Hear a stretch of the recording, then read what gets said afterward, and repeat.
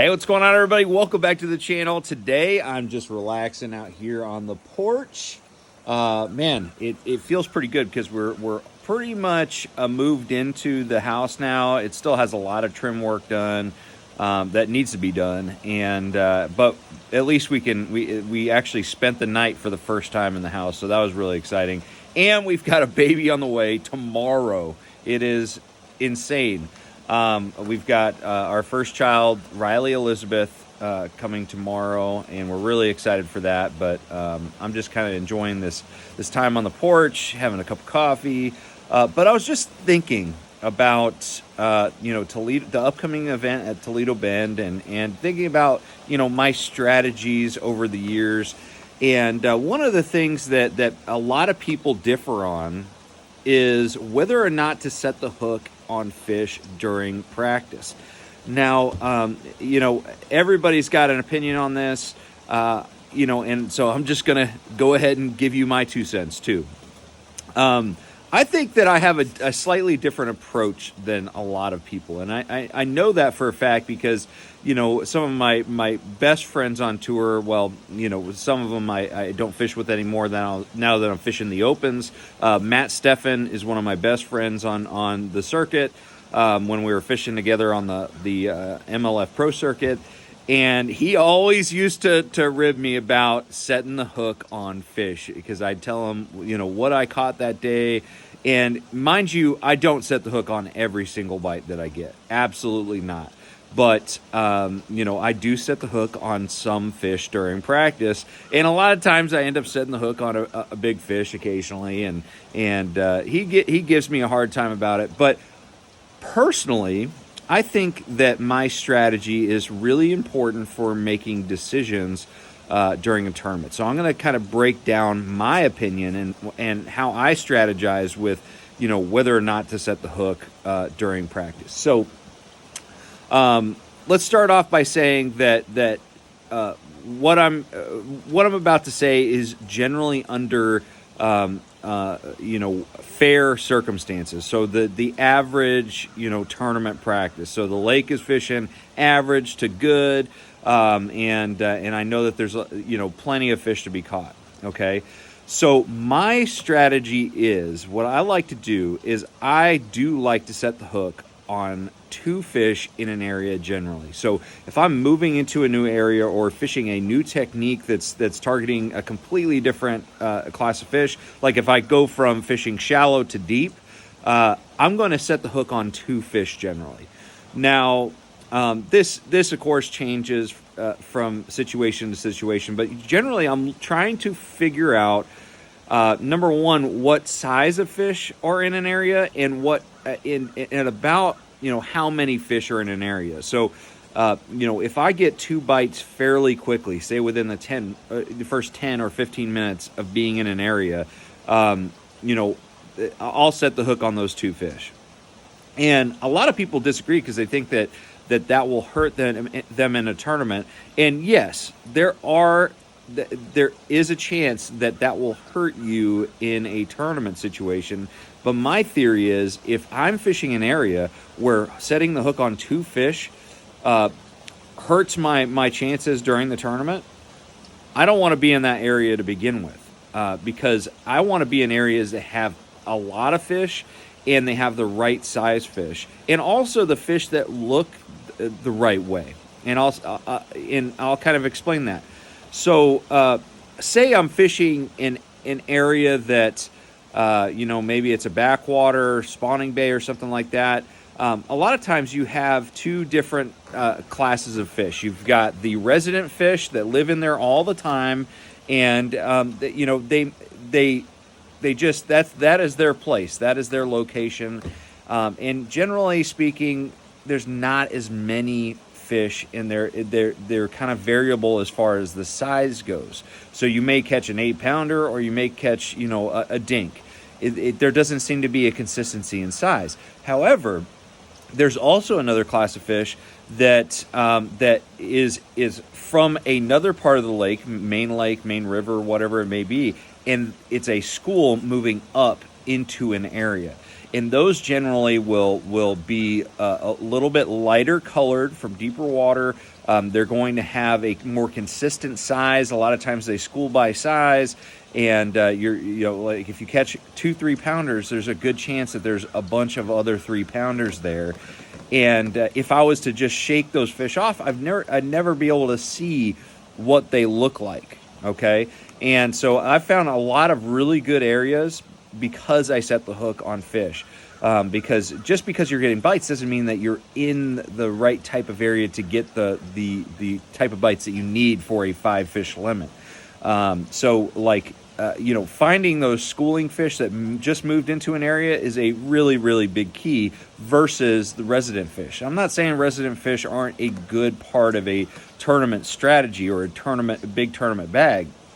I'm just saying that if you get into an area that you've got some good, solid, football, perfect fish that just came off the main lake, that is probably going to be a way better area than an area where you caught an 8-pounder and then you had, a couple other bites in practice. So I want to be able to make, and the whole point of my strategy of setting the hook on 2 fish is to make sure that I can make good game time decisions, informed game time decisions. I want to know exactly, if I run into this area, what is the likelihood that I'm going to catch a fish that is better than a fish I already have in the box? Or, what are the odds that fish that I could have shaken off in practice was actually like a mudfish or some other type of fish that I'm not trying to target?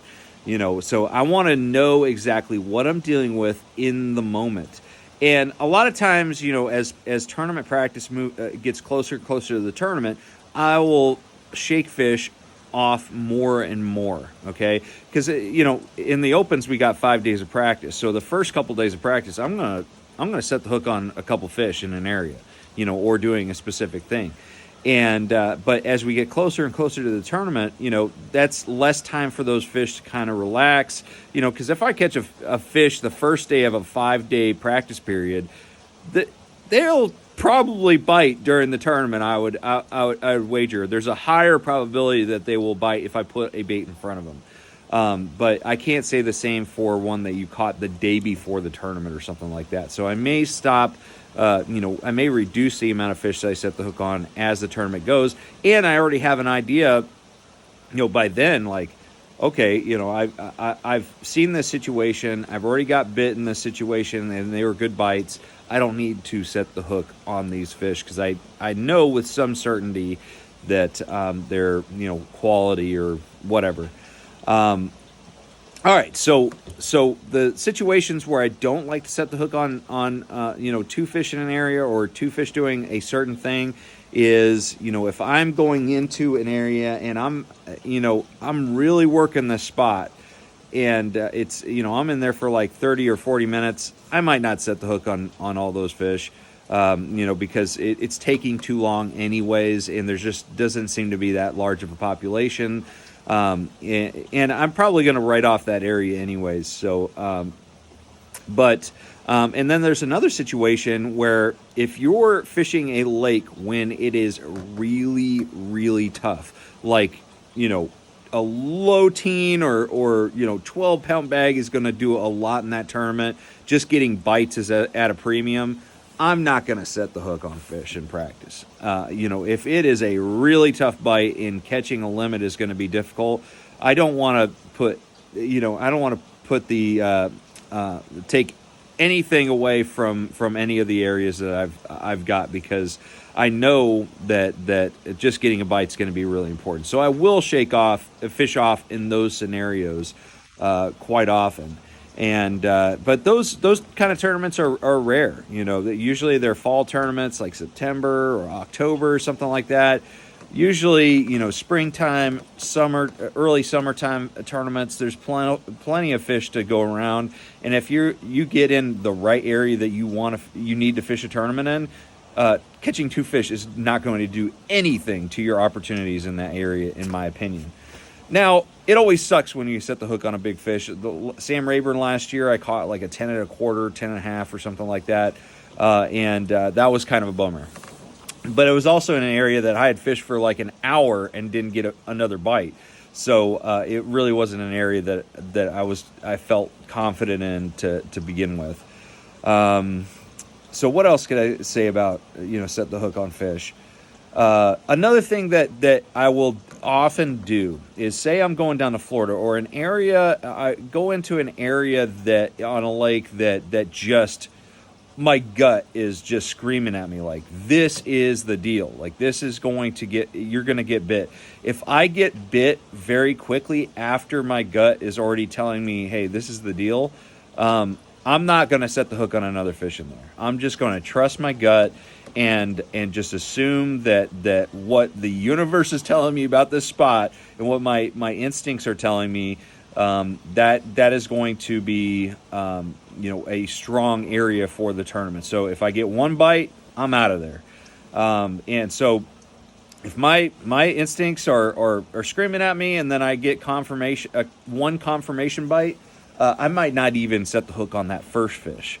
So you just got to kind of weigh the pros and cons in every situation. But yes, as far as what my strategy is, I need to make good informed decisions based on exactly what is in an area. Sometimes it's easy to be able to predict what type of fish are in an area by catching two fish. Sometimes it's just not possible to do that, and there's a lot of different size fish, and you might just get lucky for the first two.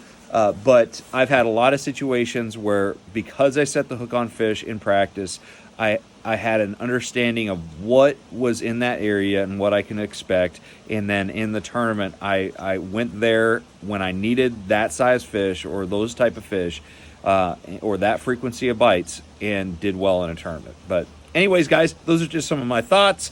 I know that I'm going to get some comments on this video about what you guys think about setting the hook on fish.